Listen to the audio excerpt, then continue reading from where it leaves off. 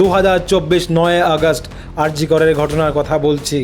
সে রাত্রে যে বর্বরতা হয়েছিল, ধর্ষণ এবং খুন করা হয়েছিল, তারপর যে সমস্ত ঘটনা ঘটেছিল তাতে মমতা বন্দ্যোপাধ্যায়ের প্রশাসনের ওপর আঙুল উঠেছিল।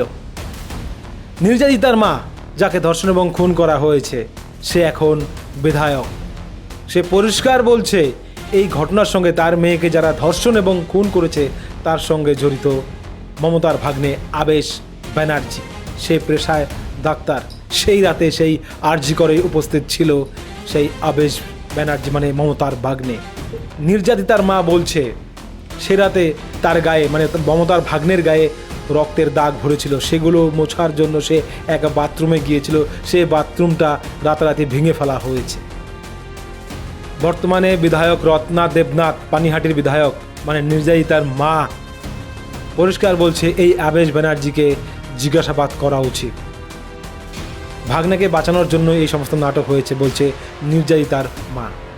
তাহলে এই ঘটনা যদি আংশিকও সত্য হয়ে থাকে, তাহলে মমতা ব্যানার্জি আমাদের সকলের চোখে সবচেয়ে বড় একটা জঘন্য নেত্রী এই যাবৎকালের পশ্চিমবাংলার রাজনীতিতে।